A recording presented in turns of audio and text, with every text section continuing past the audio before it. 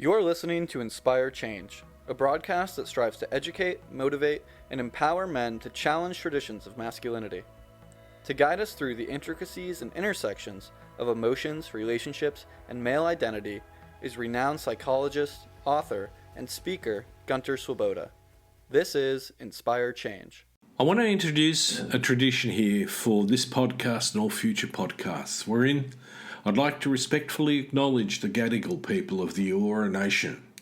They are the traditional custodians of the land on which we meet. I pay my respects to the elders, past and present. Knowing the stories of the Aboriginal people will always be written in this landscape. Hi to everybody out there. Hope all is well in your corner of the world. Hope you've been able to inspire some change in people.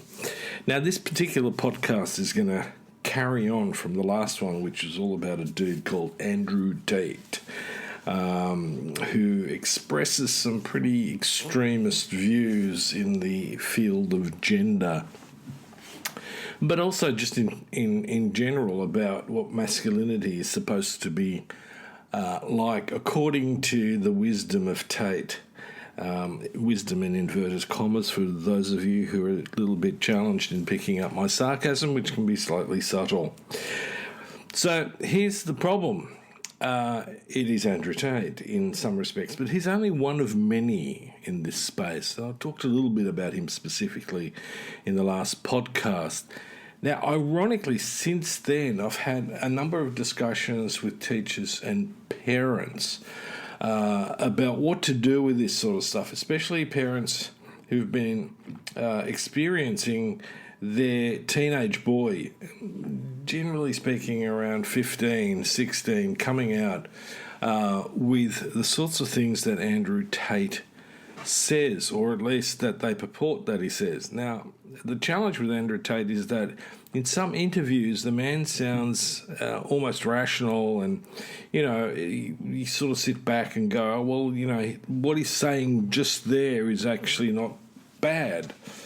The problem is that we need to take this man into and bring him into a broader context to understand what he's about. But what I want to do in this particular episode is I want to address the issue that, given the fact that these guys keep popping up, a bit like mushrooms in a way, but unfortunately not as psychedelic, we need to find a way of helping our teenagers to understand what the problem here is. Because they get seduced. In fact, people like Andrew Tate and the like, and to some degree including Jordan Peterson, tends to almost go through a grooming process where they present their ideas, their beliefs, their opinions in a very palatable way and in a very engaging way that resonates with particular demographic, which happens to be teenage boys and young men and older men as well. And, coming back to Jordan Peterson, I'm not saying that everything this man says is wrong, but when I listen to his sort of philosophy on life and the universe and how he purports, for us as human beings to grow, I've got some serious problems about how he approaches this. The idea that, there is no issue with gender pay gap, feminism essentially is bad. He never says that in those words, but the connotations there, we have statements like red pill, blue pill, which has come out of the men's rights movement. So there's a whole context for us as teachers, parents, therapists, psychologists to be really, really concerned about what material our teenagers and young men in particular are being exposed to and how that shapes their beliefs, attitudes and behaviours towards women, towards the gay community, to anybody who's different to them. Because in many cases it doesn't stop with gender. It then goes into religion and race, ethnicity, sexuality, and if we're going to create a world where we can live together much better, then we need to find a way of inoculating our young people from being infected, in a sense, with this virus, this extremist view, this way of seeing the world as an us versus them. So there's the alpha male and everyone else is shit. So I'm being very blunt here because we need to be, in a sense, blunt in negating this message. And that also goes for politicians when we have discussions and commentary about what some of our politicians are doing.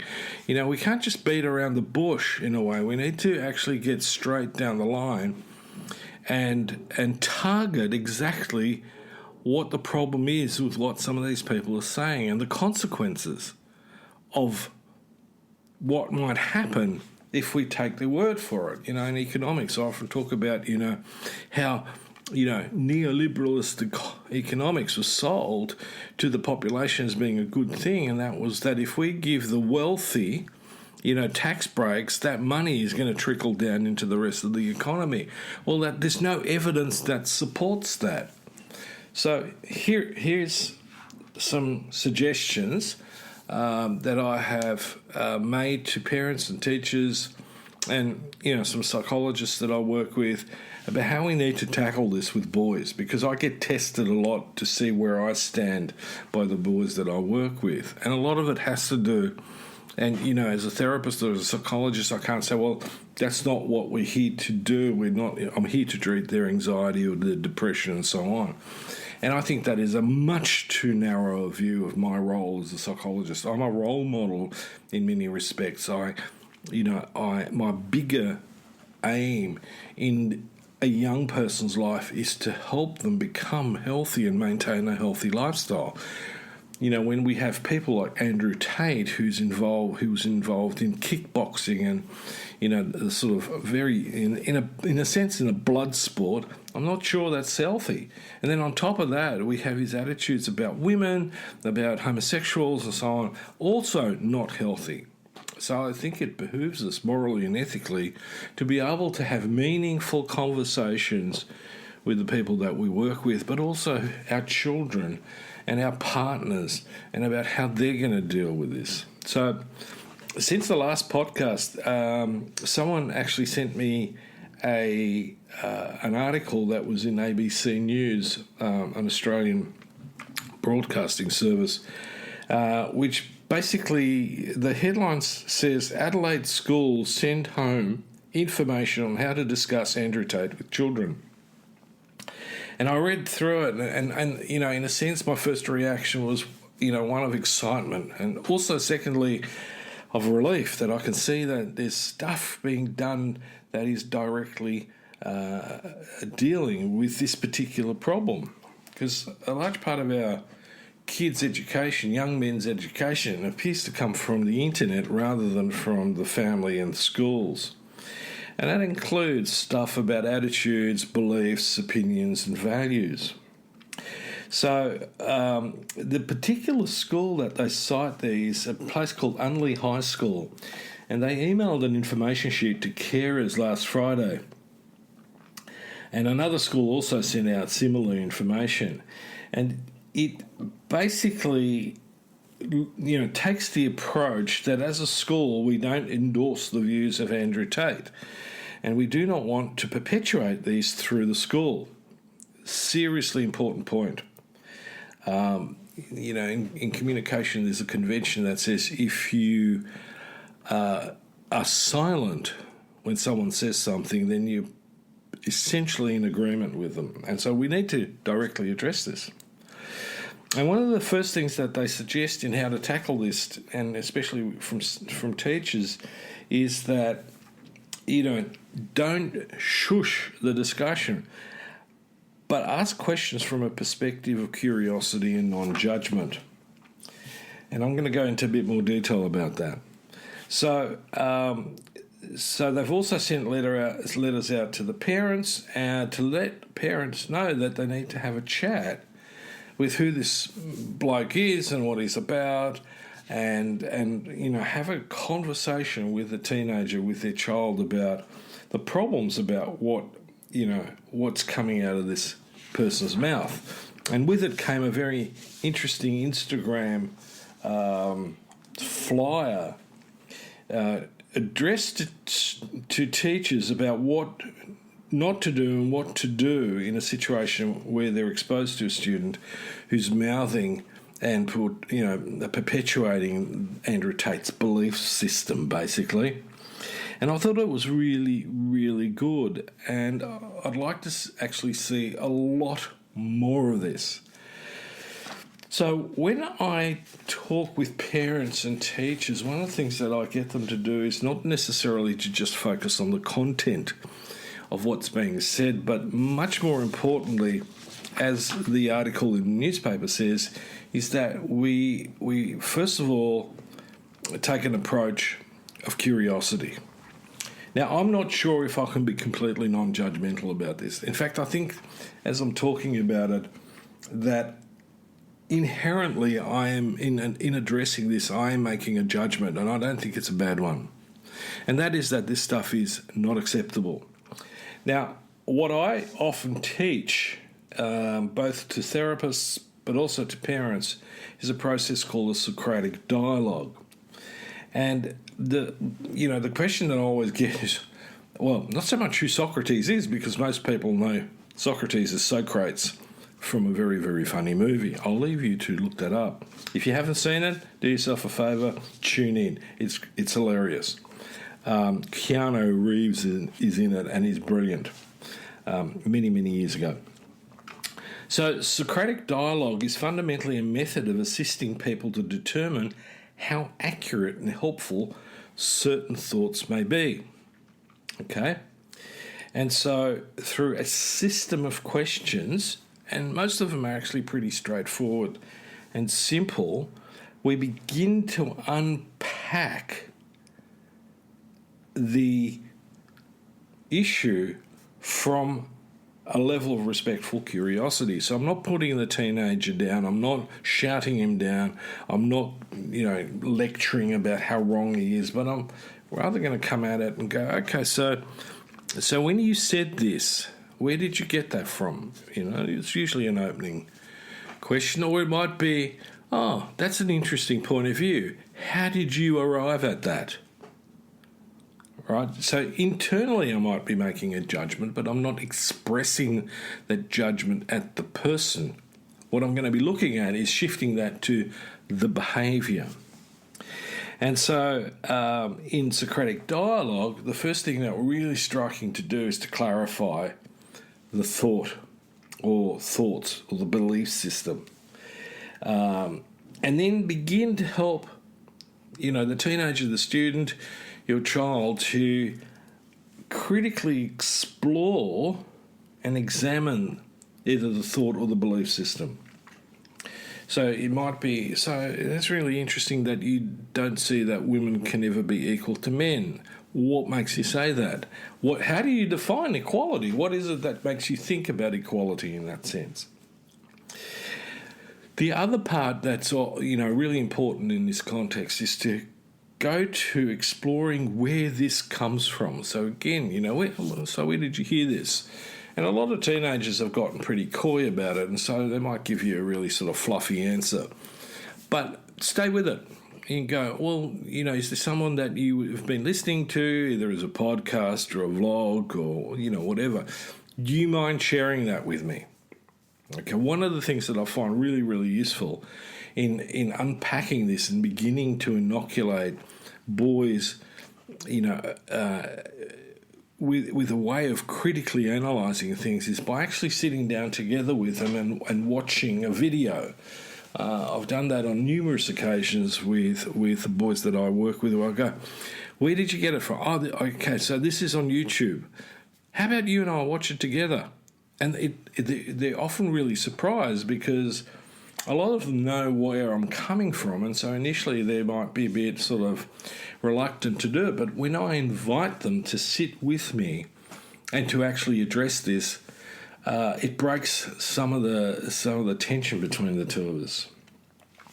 The next bit that's really important to do is to look at the implications and the consequences of whatever it is that they've said or that's purported to as a belief.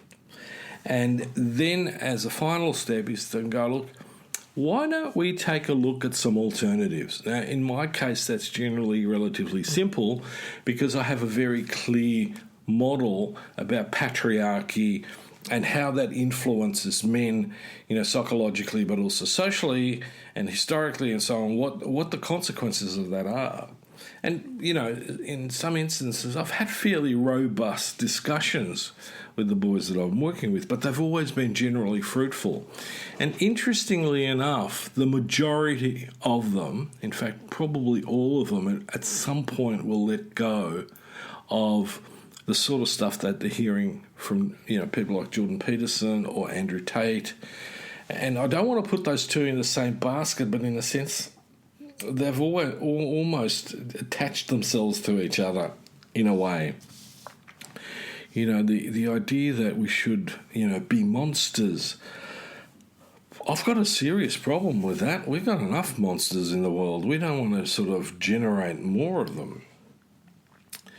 So, in my experience, using the Socratic dialogue in my work and, in my personal life is a very, very fruitful way of going about in a non-violent communication to understand the other person's view and perhaps to see whether there is a possibility of influencing the other person constructively to at the very least, entertain an alternative. Now, I'd like to see peers do that with each other. And if I had my way, part of this process should be introduced to the teachers as a teaching strategy. And some teachers have got it naturally, and some teachers have developed it through their studies, and especially philosophy. And this is where I come back to the idea that anyone who boo-hoos philosophy needs to take a step back and really critically reflect on that attitude. So, one of the things I want to point out to everybody, though, in who's listening and who's taking an interest in that, we also need to understand what Socratic dialogue is not. And that is that it's not a direct criticism or disagreement or discounting the other person's answer. It's not answering questions for the other person. It's also not pre-identifying a specific replacement or alternative thought for the client. I do want to develop that in this instance where the teenager actually comes up with their own ideas about why what they've been hearing and thinking is a problem, right? And so, yes, there is some influence. I mean, somewhere we've got to influence directly and, from a point of making a judgment about whether this is right or wrong. So by and large, I'm trying to establish a platform where, the teenager begins to problem solve. It's like using ethical dilemmas to help them understand the implications and the consequences of their decision making. If you're grounded and then you sneak out, do not be surprised if you get grounded for some more time. Right? It sort of comes with the territory. And I know some teenagers are always surprised about, why are you getting on my case? Well, because you were already experiencing consequences about the first problem, then you broke the consequences, and now there's more consequences. It's sort of the laws of nature. So I hope that approach, and please check it out on some of the philosophical pages on the internet. There's some really good material around what the Socratic dialogue is and how it can be utilised both in parenting and in education. And as I said, to me, this is brilliant. It is a brilliant way of not having a conflicted, heated argument that often leads nowhere other than two people feeling wounded, misunderstood, and more angry than what they were when they started off. So, if you have any feedback, if you're curious about any of this, please get in touch. I always welcome some feedback. So until next time, this is me signing off. Be the influence for positive change. Take care. Thank you for listening to Inspire Change, a broadcast that strives to educate, motivate, and empower men to challenge traditions of masculinity. For more information on the Making Good Men Great movement, or for individual or group coaching sessions with Gunter, visit makinggoodmengreat.com. For inquiries regarding broadcast topics or appearing on the show, email Miranda@noirtainment.com. That's Miranda at NOIRTAINMENT.com.